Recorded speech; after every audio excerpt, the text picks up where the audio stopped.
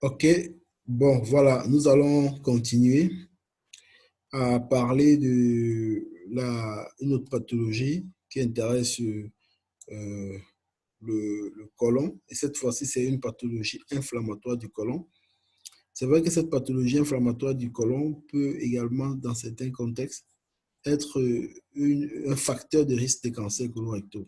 Donc, souvent, c'est interrogé, il a été démontré cela. Donc, il s'agit donc de la maladie diverticulaire du côlon. Donc, en réalité, les diverticules du côlon, c'est en fait comme une hernie en forme de doigt de gant de la muqueuse, de la musculaire muqueuse, à travers la musculeuse. Donc, vous vous souvenez, nous avons parlé en long et en large lorsque nous étudions l'anatomie, et rappel anatomique de ce cours de chirurgie digestive. Nous avons vu les différentes couches de la paroi du tube digestif. Et nous avons vu la muqueuse, la sous-muqueuse, la musculeuse, circulaire, longitudinale, avant la séreuse. Alors, en réalité, ce qui se passe dans la diverticulite, dans la diverticulose, autant pour moi, c'est qu'on a une hernie de la muqueuse, de la musculaire muqueuse, à travers la paroi. Donc, qui traverse la paroi, qui sort, la paroi musculaire qui sort. Voilà. Donc, c'est une pathologie assez fréquente. Nous pouvons voir ici les chiffres, c'est-à-dire 30% des personnes de plus de 50 ans et 50% même carrément à plus de 70 ans. Donc, c'est une pathologie fréquente. Elle est asymptomatique, donc on ne sait pas pour là. Et très souvent, elle devient justement symptomatique lorsqu'elle commence à se compliquer. Et c'est là où on peut donc parler de l'entité diverticulite. La diverticulite, c'est une inflammation de ce diverticule-là.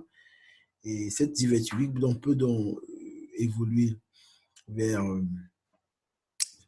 elle devient fébrile, c'est une forme d'appendicite à gauche. Et lorsqu'elle est présente, elle peut évoluer maintenant vers l'abcès, la péritonite, parfois la perforation en péritoine libre, parfois la sténose, les hémorragies, les fissures. Donc voilà, ce sont ces complications-là de diverticulite qui constituent un véritable problème et qui peuvent indiquer donc des interventions chirurgicales.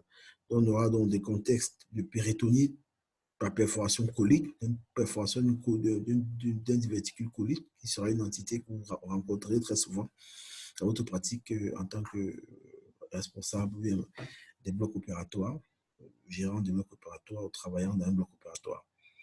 Donc, le traitement de la diverticule, comme nous l'avons dit, est médico-chirurgical et la chirurgie s'impose en cas de doute diagnostique ou de complications et même de prévention des récidives. Alors, nous allons progresser et nous allons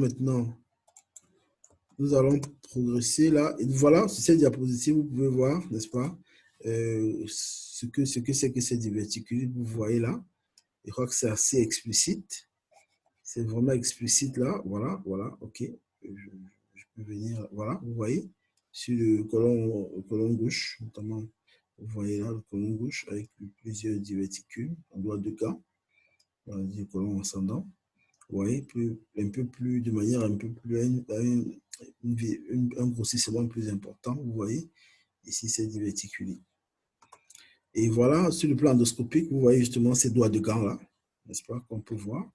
Ici, à votre, vous voyez, c'est ça, voilà, un diverticule qui va comme ça, qui fait hernie, n'est-ce pas, dans la musculeuse, voilà un autre ici. Et vous voyez, même sur le plan, lorsqu'on fait un lavement, n'est-ce pas, du côlon, on peut voir ces images d'addition là. Est-ce que vous voyez là? Voilà. Voilà. Et nous avons mais elle peut devenir dysplasique, assurer l'exérèse, faire l'anatomie pathologie de ce colis et suivre certains une périodicité définie. Donc, c'est ce qu'on parfois les polypes peuvent être pédiculiques, vous pouvez voir pédicule là ou alors ici. Donc, c'est des aspects microscopiques. Il y a des tumeurs bénignes, ça sont les bénignes mais vous voyez, même la couche musculaire, on peut avoir des tumeurs bénignes. Là-bas, on peut avoir des tumeurs d'origine nerveuse, des tumeurs d'origine vasculaire, des tumeurs, etc. Bon, maintenant, lorsqu'on a des facteurs de risque, vous savez qu'il y a des séquences qu'il faut chercher pour le risque de développer chez un individu. Là, il y a différents types de tumeurs qui peuvent parfois devenir des grands facteurs de risque cancer. Et puis maintenant, nous allons étudier, n'est-ce pas, la partie terminale du digestif, c'est le côlon pelvien.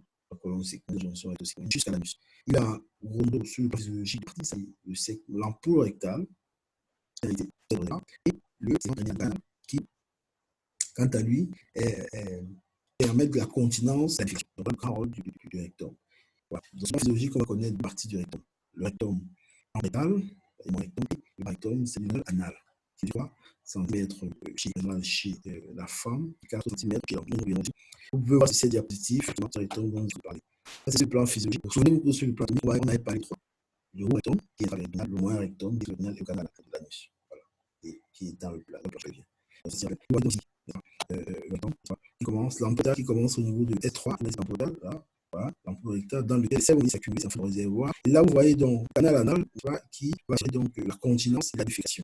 Et sur cette petite image qui suit, vous voyez, on essaie un peu de distraire ces structures musculaires, notamment le flèche conscience. Et les défécations, c'est vraiment important sur le plan physiologique. Donc, il est important de trouver deux choses ici, c'est-à-dire le sphincter, et vous voyez là, il y a un sphincter lisse, qui est contrôlé par le système végétatif, et un sphincter strié, contrôlé par, n'est-ce pas, le système nerveux, le système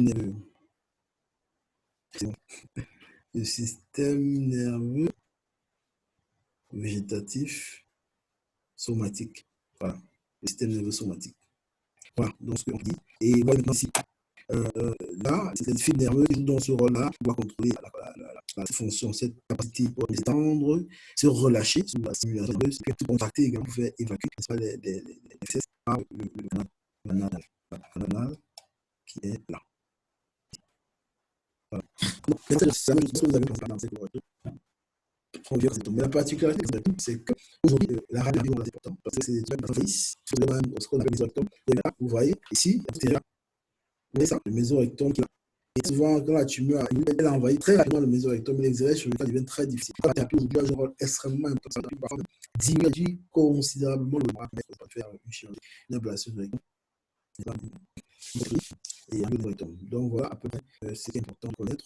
Vous avez vu en thérapie, il y a la chimiothérapie qui joue un rôle extrêmement important. Voilà, nous venons de parler du canal cytologique, notamment les hémorroïdes et les pathologies du canal tout à l'heure.